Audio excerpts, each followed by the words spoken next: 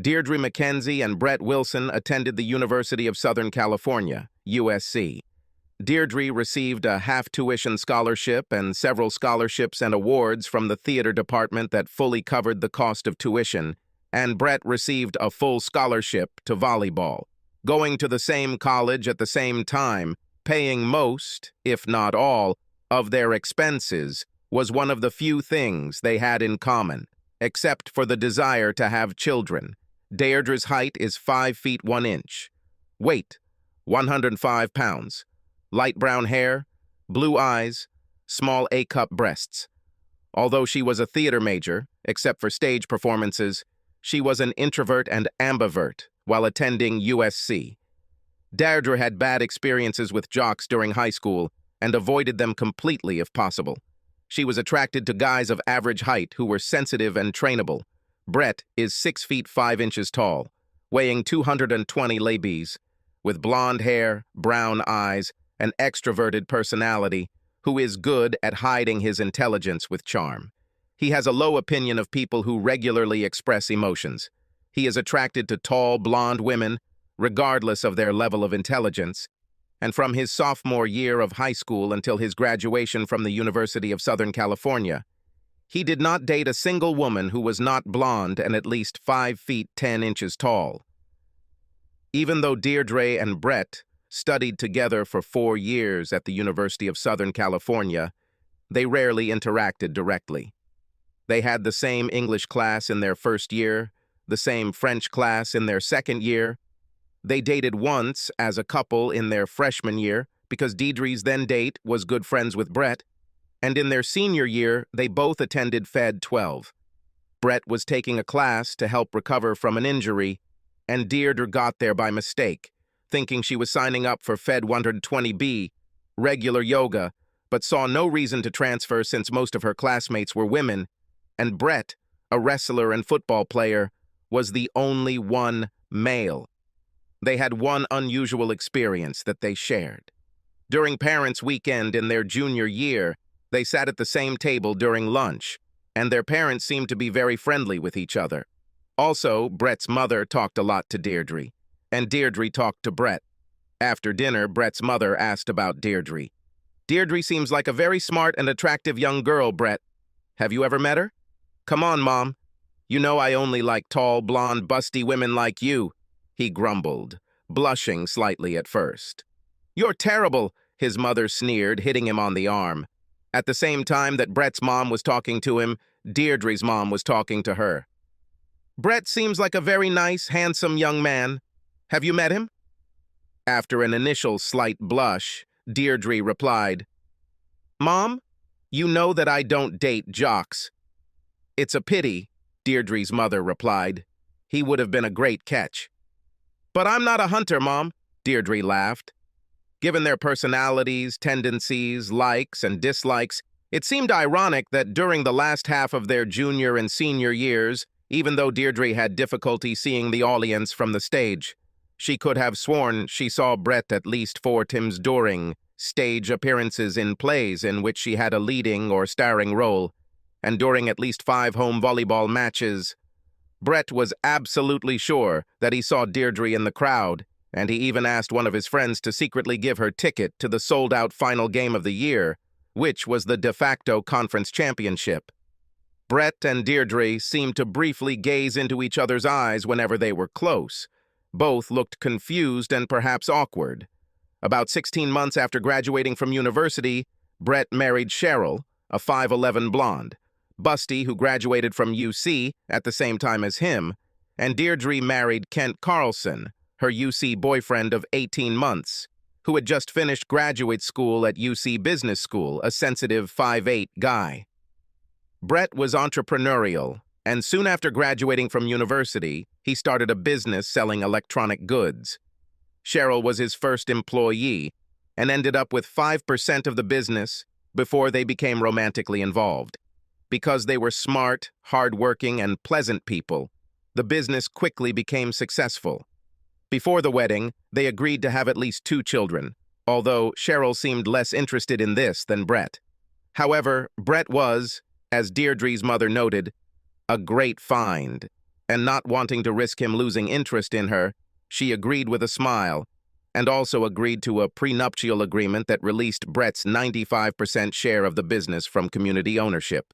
Brett enjoyed his married life, except for fleeting bouts of guilt after sex with Cheryl when he didn't think about her during the climax, especially since those climaxes were the most intense of his life. He maintained good physical condition by exercising almost daily and playing in an amateur volleyball league. It turned out that Kent also had good entrepreneurial instincts, and for 3 years after his marriage to Deirdre, his business appeared to be successful. Deirdre was able to continue her career in the theater, and although it did not bring much economic benefit, it did bring spiritual satisfaction. Her only disappointment was that Kent was not as supportive of her career as she thought and seemed to want her to either get a well-paying job or just do volunteer work. Apart from Kent's lack of support for her career, Deirdre enjoyed her married life, except for fleeting bouts of guilt after sex with Kent, when she did not think about him during climaxes, especially since these climaxes were the most intense in her life. Although she did not play sports and did not want to participate in competitions, she maintained good physical shape by doing independent activities almost daily, including cycling, jogging, athletics, and aerobics. Brett and Deirdre were 26 years old when Kent and Cheryl attended the same conference in Carmel-by-the-Sea, California, an almost idyllic location in Monterey County. Although Brett and Cheryl worked for the same company, only Cheryl was interested in the topic of the conference. But Brett worked a lot and needed rest, so 3 or 4 days in such a picturesque place was attractive to him. Deirdre was busy between shows, but the Cat Theater in Carmel asked her to talk to them about the possibility of holding workshops for community theater members in the future, so Deirdre was happy to accompany Kent to Carmel. It was the morning of the second day of the conference that Kent and Cheryl were attending, when Brett and Deirdre literally bumped into each other as they left the same luxury hotel they were staying at. Catching her to keep her from falling, Brett smiled widely and said, "Deirdre Mackenzie, it's you, isn't it?" Hi. Brett, sorry, I wasn't watching where I was going," she stammered. "No, it's my fault. What are you doing in this idyllic place?" "My husband, Kent, is participating in the conference, and I specially went with him since I'm going to meet with representatives of the Cat Theater at lunchtime. I'm going to the city center myself. Do you want me to give you a ride? I've heard that parking is difficult here and there's no point in bringing 2 cars if we're coming from the same places." Brett chuckled. "But what if you want to come back early?" Deirdre asked. "I promise to fit my schedule around yours," Brett responded quickly. "Okay. I think it'll be more fun sightseeing with someone else," Deirdre replied, feeling her face turn red at the uncharacteristic sensation. Since USC, Deirdre had moved away from all the introverted aspects of her personality and was now a true ambivert. Brett remained a pleasant extrovert. Remembering what they did after college, they enjoyed exchanging ideas while walking around the picturesque city. When it was time for Deirdre's lunch, Brett had a proposal. "Deirdre, if I agree to pay all expenses, do you think the 3 people you're dating would be okay with me coming to lunch with you?" "I promise not to interfere in your conversations." "We can ask," she beamed. "Where do you meet them?" "In Cat. It's about 2 blocks from here." When they arrived at the Cat, they were greeted by 3 members of the board of directors, and they gladly accepted Brett's invitation, as long as the divvy, where they had a dinner reservation, could accommodate 1 more. When it turned out that this was not a problem, Brett was seated at a round table across from Deirdre so that she could sit between the 2 board members. After the initial pleasantries, Brett primarily watched and listened as Deirdre stunned the council members with her expertise and suggestions, and Brett was extremely impressed by her composure, and something else that could not be expressed in the form of clear thoughts, let alone words. The same problem Brett had with Deirdre at USC. After an enjoyable 90-minute lunch, diners headed to the Cat so the board members could give Deirdre a tour, with Brett walking alongside. After the tour, Deirdre took Brett's hand and said, "Thank you for lunch. And I hope that our conversation about the theater was not too boring for you. I like it. I learned a lot today, and I am sure that I will be able to appreciate plays more in the future," he replied. "Did you like the plays in which I played at the University of California?" Deirdre blurted out before she even caught herself. In fact, she had no desire to tell Brett that she had seen him in the audience at several performances. Brett's answer was even more awkward than Deirdre's question. They both blushed as he stuttered, "Yes, well, I think, I went with my companion to, a couple of performances at school, yes. You were really great." Deirdre quickly changed the subject. "Since you supported me, let's now go wherever you want." Taking his hand, she led him away from the cat. They ended up going on a 2-hour walking tour, which they both enjoyed, with several other tourists from England and Germany, and soon after it ended, they had to return to the hotel to meet their spouses after the conference day ended and have dinner that evening. During the return trip, both Brett and Deirdre seemed thoughtful. Finally, Brett asked, "Would you like to go to the beach tomorrow and rent kayaks and surfboards while our spouses are at meetings?" "Of course. With pleasure," Deirdre smiled. "Maybe we can meet in my car at 9 a.m., Brett suggested. "Sounds great," Deirdre smiled. After they got out of Brett's car, Deirdre said, "Thanks for the great time, Brett."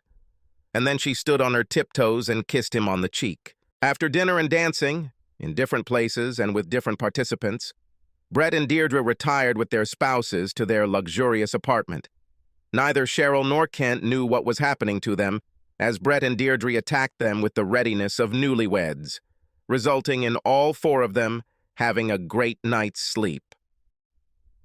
The next morning, Deirdre and Brett met at 8:55, both looking forward to the start of the day. On the beach, they kayaks and paddleboarded, having a great time.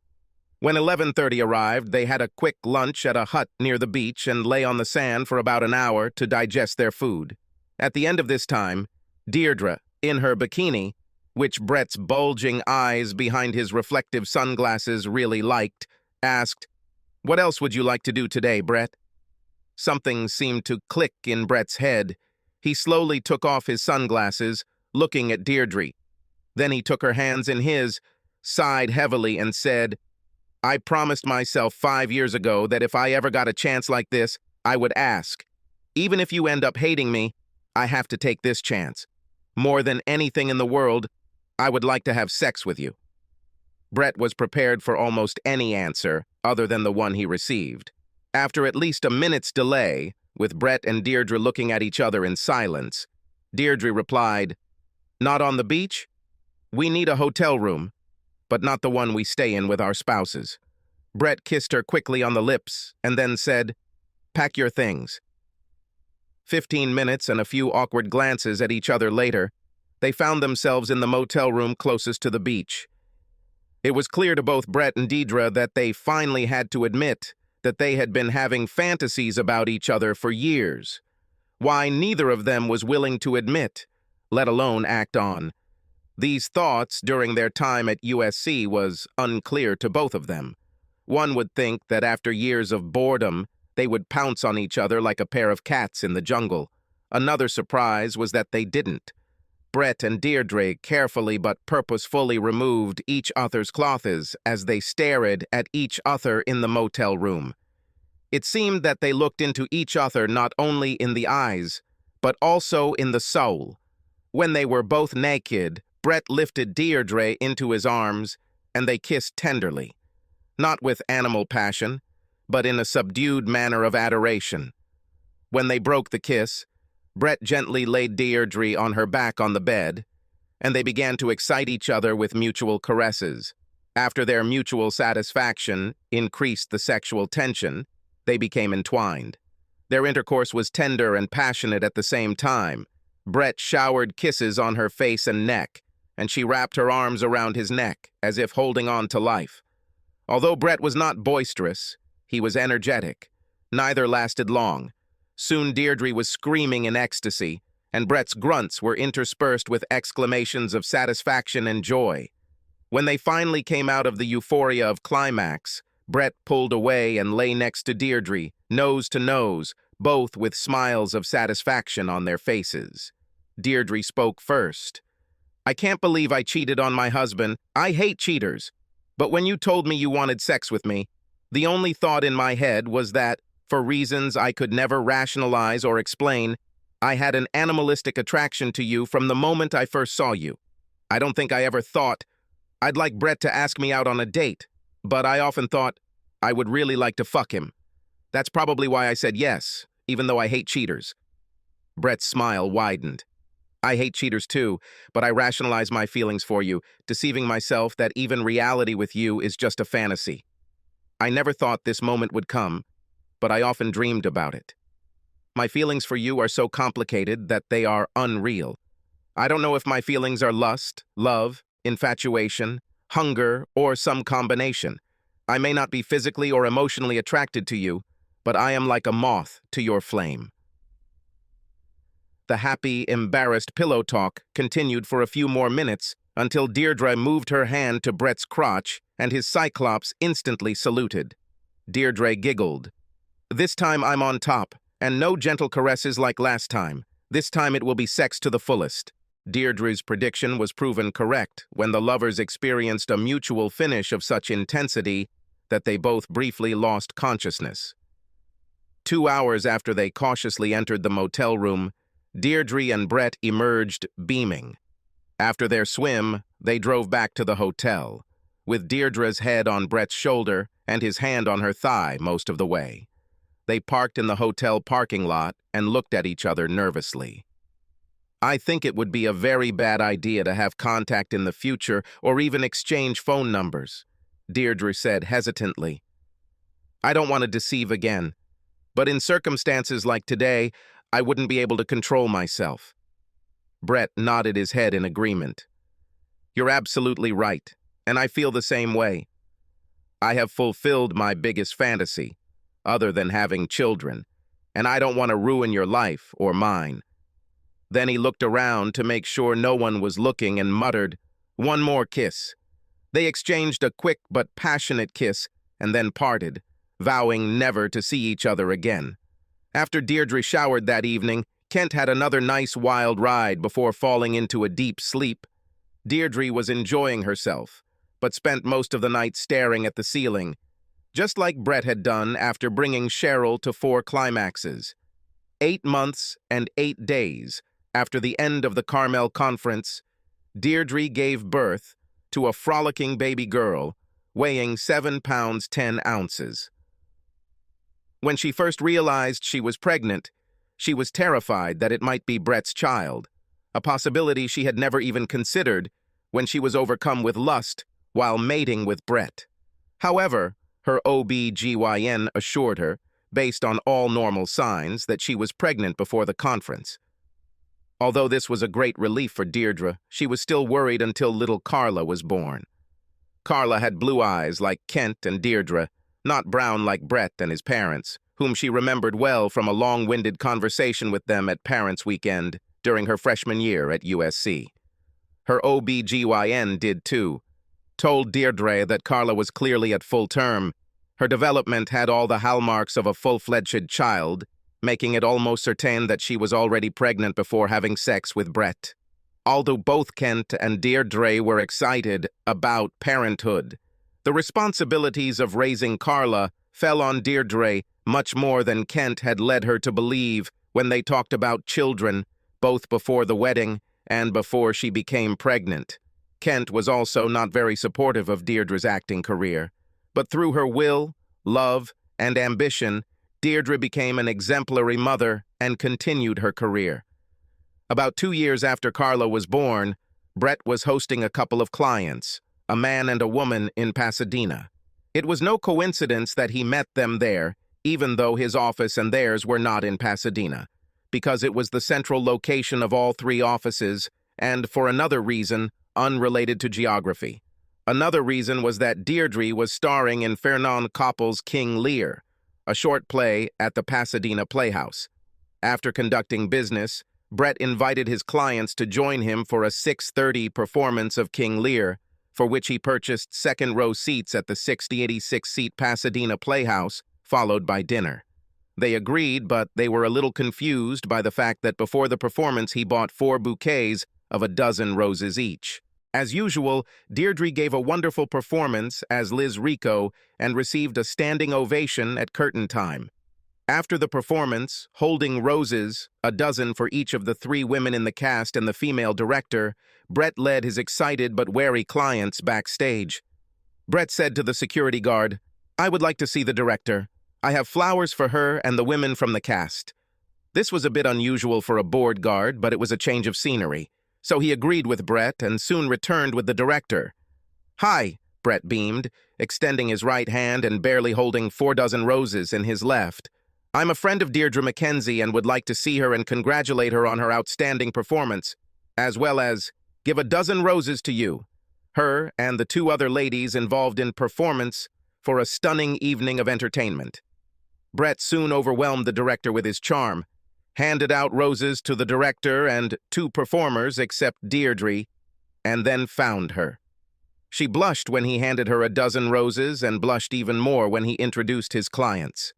When he told his clients, "I know I'm biased because Deirdre is my favorite non-family client, but wasn't that the best performance you've ever seen?"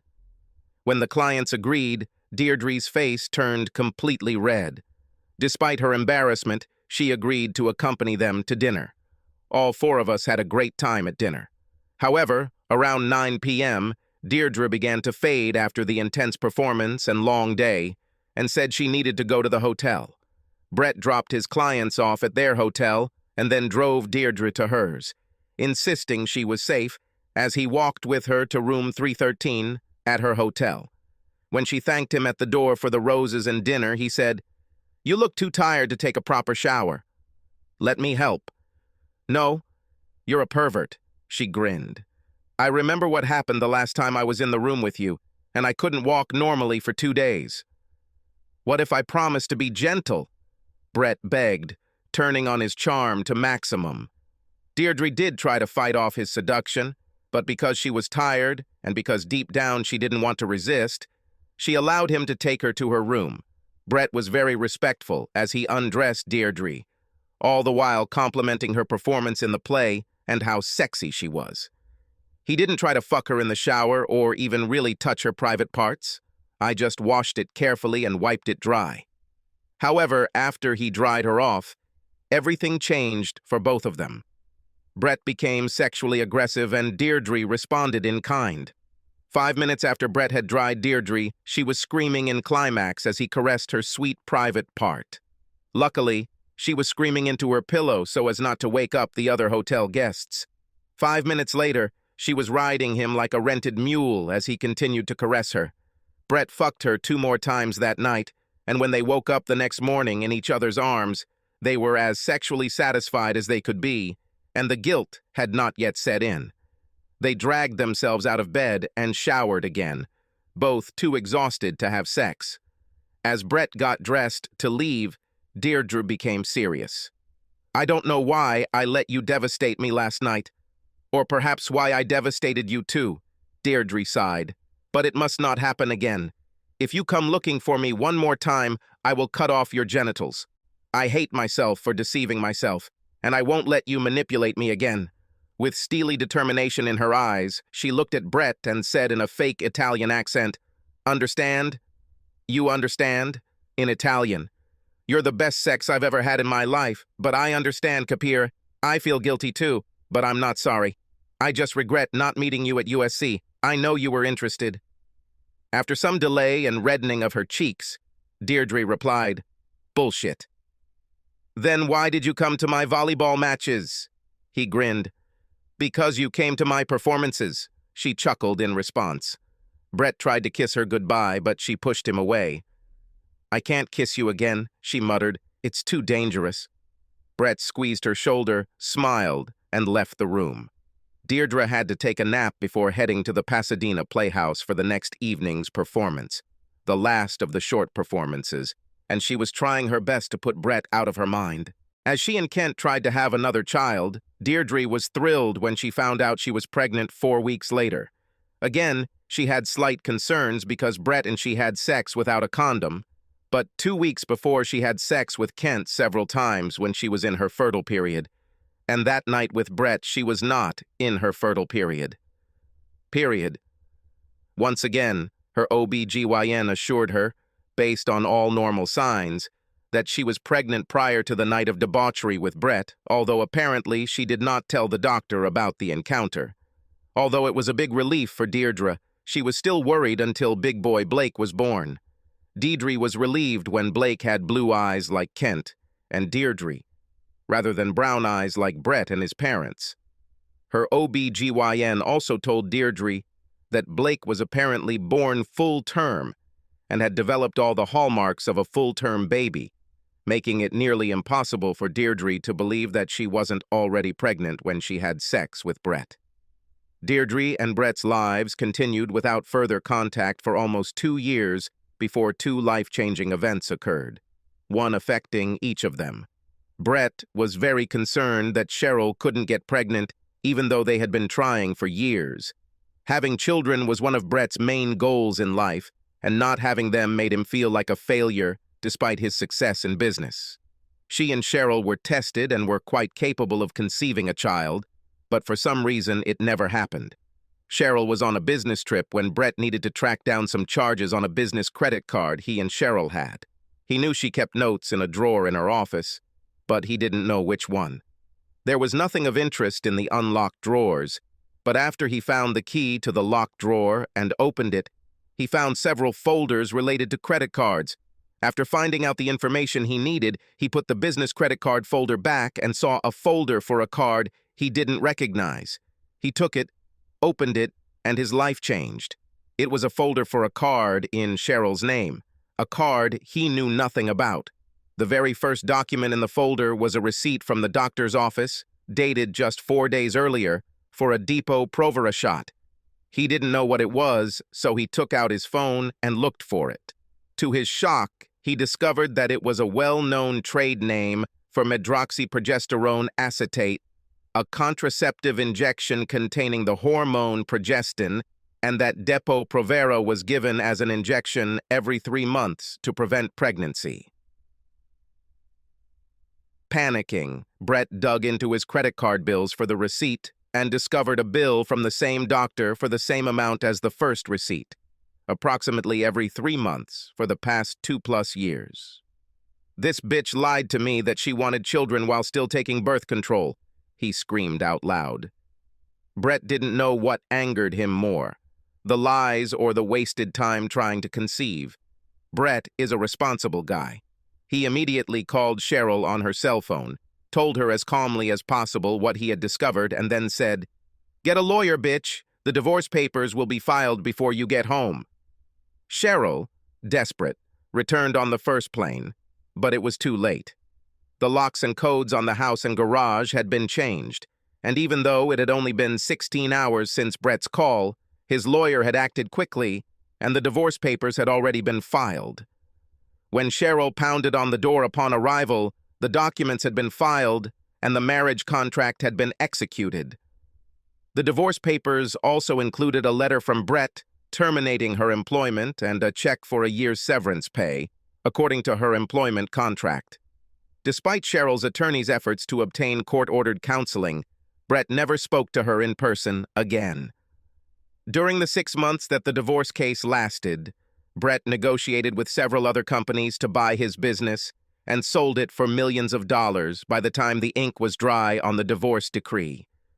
About a month after Brett found the receipt for Cheryl's birth control shot, Deirdre suffered a devastating loss.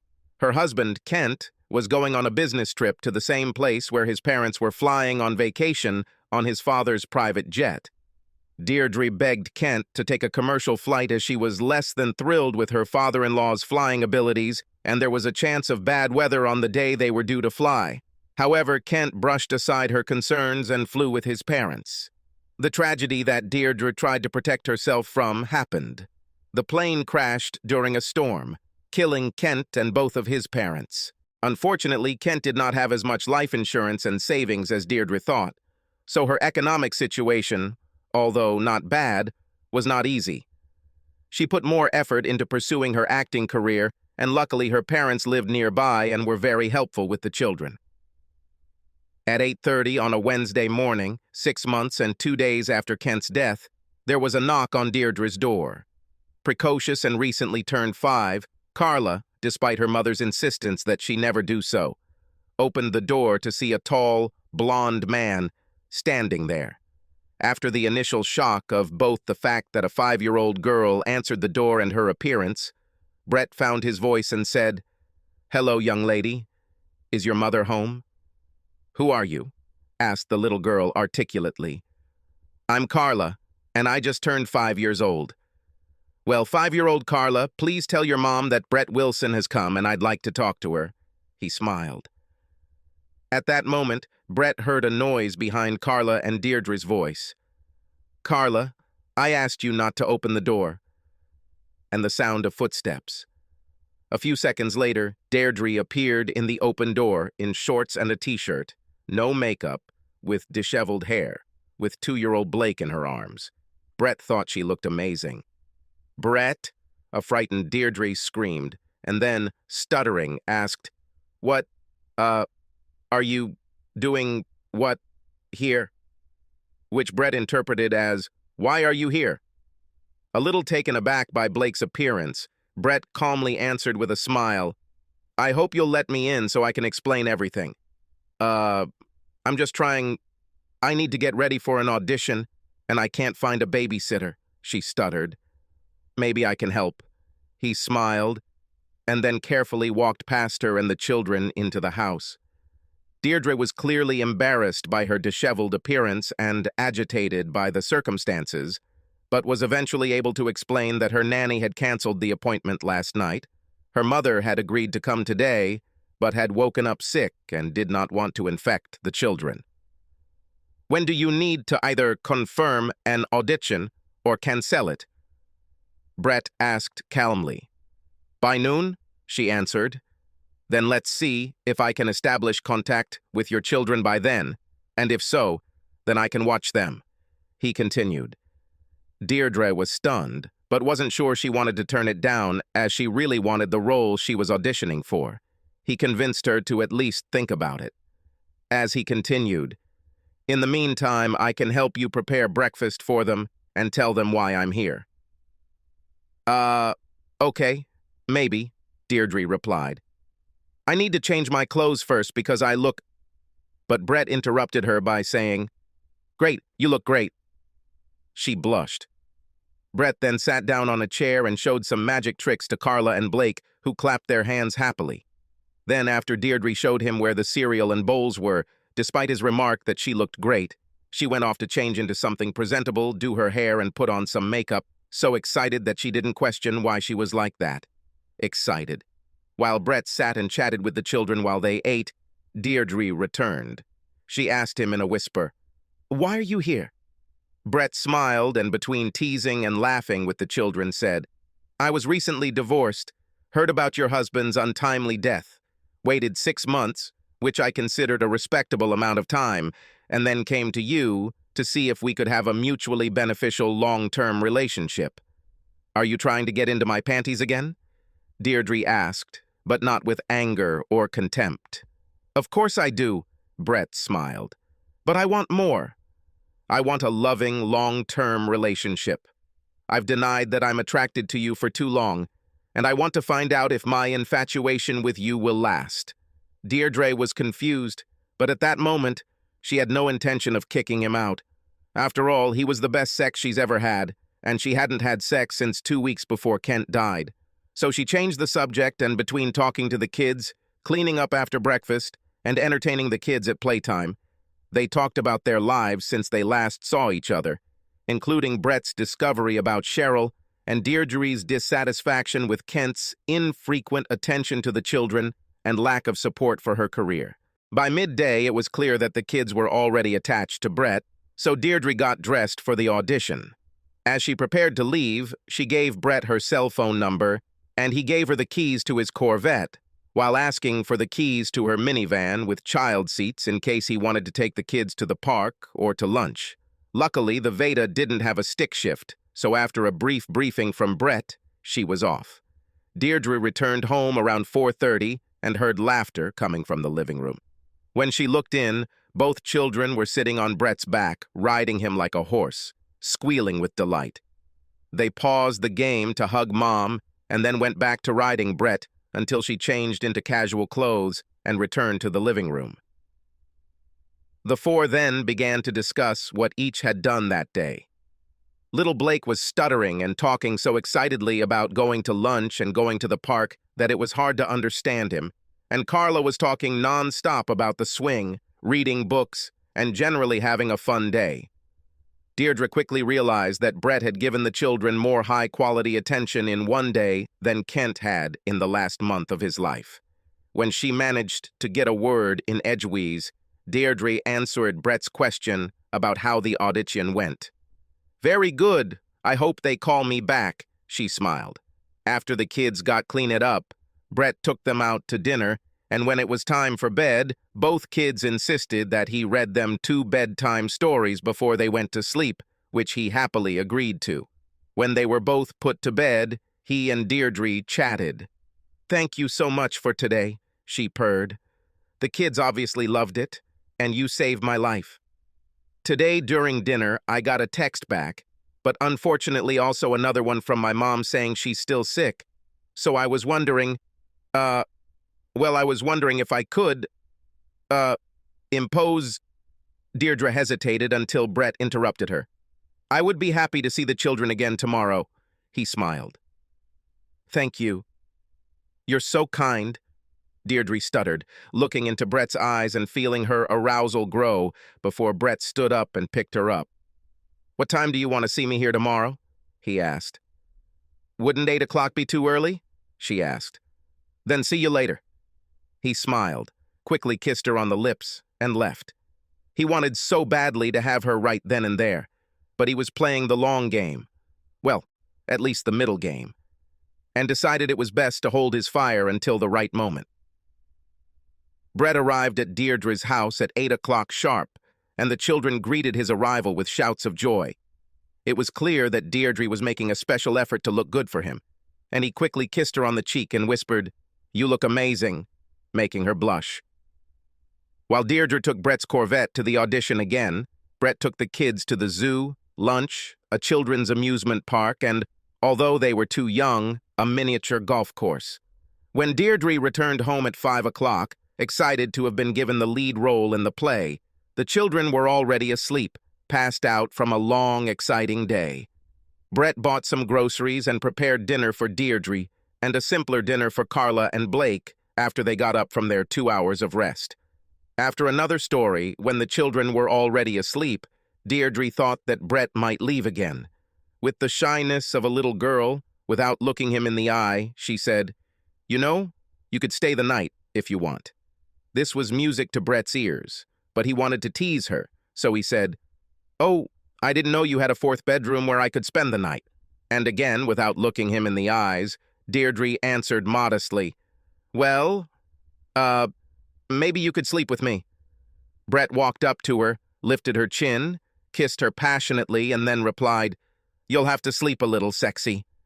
He picked her up and carried her into the master bedroom as Deirdre whispered in his ear, "Please be gentle. I haven't had sex since 2 weeks before Kent died." "I haven't had sex since I found out Cheryl was cheating on me," Brett replied, although technically that wasn't entirely true, since he was using 2 call girls, both of whom, coincidentally, looked a lot like Deirdre. Brett was gentle as they showered and he washed Deirdre. He was gentle when they made love for the first time. He was an animal after that, screwing Deirdre twice in the middle of the night.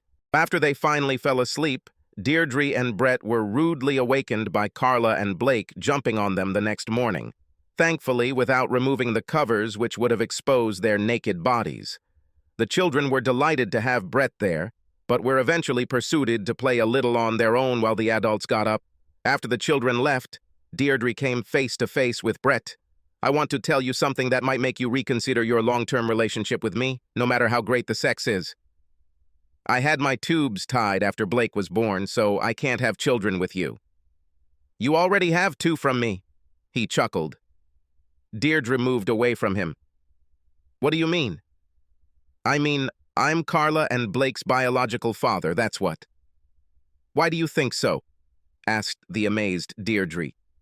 Because all paternal family members have distinctive earlobes. Look at mine and compare them with your children's, he laughed. Deirdre actually looked at them and touched them with her hands. They are similar, but this is nonsense. My children have blue eyes, and you and both your parents, I met them, remember, have brown eyes, so biologically they cannot be yours. My biological mother had blue eyes, Brett chuckled. Although Katie is a great mother and the only one I knew, my biological mother died when I was 2 years old. Since she had blue eyes, I have the recessive blue gene, and there is a 50-50 chance that our children will have blue eyes. Therefore, with your permission, I would like to do a DNA test to confirm that I am the biological father. A chill ran down Deirdre's spine. Brett kissed her and said, "Think about it. Wouldn't it be great if I was their biological father in addition to the adopted one I intend to become? Because I won't let you leave me." With that, he stood up, took a quick shower, and then went to make the kids, with Carla's enthusiastic help, blueberry pancakes for breakfast. Deirdre came into the kitchen with a shocked look on her face, just as everyone was finishing breakfast, although Brett was still keeping the pan hot and had prepared a couple more pancakes for her. Before lunch, the whole family went on a tour, and then Brett insisted that they go into the laboratory. Deirdre agreed. When the children and Brett had their cheeks swabbed, Brett paid for expedited DNA testing and agreed that the results would be emailed, and then read back to him and Deirdre. When they returned to Deirdre's house, much to Deirdre and the children's dismay, Brett said he needed to leave for a few days to complete the sale of his business and prepare the house for sale. "I'll sell it, even if you don't let me move in with you," he told Deirdre, "but it's certainly what I want. Once the DNA results come back, we can test each other for a few months, and if we're half as compatible outside of bed as we are in bed, I'll want a permanent relationship with you." A shocked Deirdre could only nod her head as he kissed her passionately, hugged and kissed each of the children, and then waved as he drove off in his Corvette. By the time the DNA test results came back a week later, Deirdre, despite her initial confusion, was hopeful that Brett was the children's biological father. Statement, with a probability of 99.9999%. At the top of both children's reports left no doubt that it was him. She immediately called Brett, who she had spoken to every day since he left. "You were right," she said simply.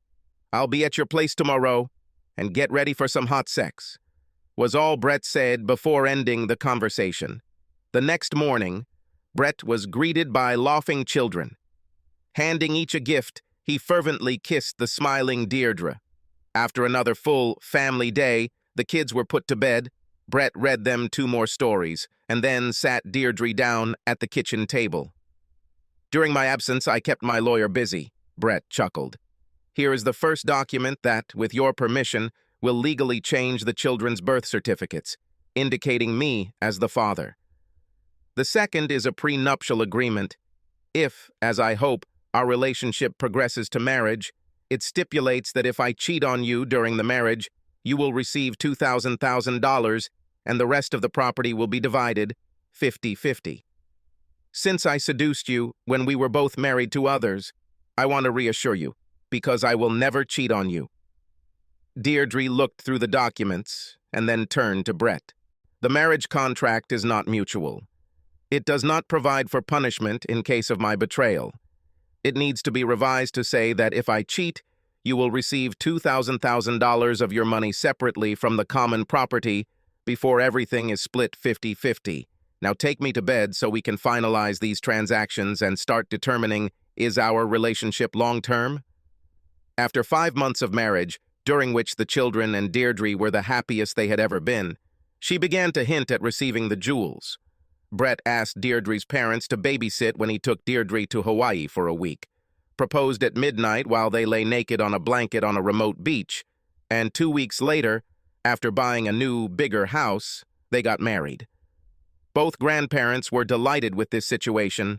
The 2 grandmothers had enjoyed each other's company since their parents' weekend at UCLA and had become good friends over the past 5 months, especially since Brett's parents had moved to the same city as Deirdre and her parents. Although they were initially shocked that Brett was the biological father, the grandparents were never interested in the details. They were simply happy to have grandchildren to spoil. 3 years later, the Brett Wilsons celebrated 6-year-old Blake's birthday, attended not only by a dozen of his friends, but also by Carla and her 2 best friends. As Brett and Deirdre's mothers watched the children play, how actively Brett and Deirdre participated in their play, and how lovingly they interacted, Deirdre's mother turned to Brett's mother and said, "It's a shame that Deirdre and Brett had to go through trial marriages before they got together. They have an exemplary family and are ideal spouses. If Brett had acted on his attraction to Deirdre in college instead of denying and ignoring it, they could have had 8 more happy years together," Brett's mom replied. "At least they're together now, and along with Carla and Blake, the 4 of them make up the happiest family I've ever seen, and that makes me very happy too," Deirdre's mom replied. Both she and Brett's mom tried to hide tears of happiness. The party was a fantastic success, and all the children left with bags of gifts and big smiles on their faces, and heartfelt hugs from Brett, Deirdre, Carla, and Blake. That night after Blake's 6th birthday, when the children were long asleep, Brett and Deirdre lay naked in bed, nose to nose.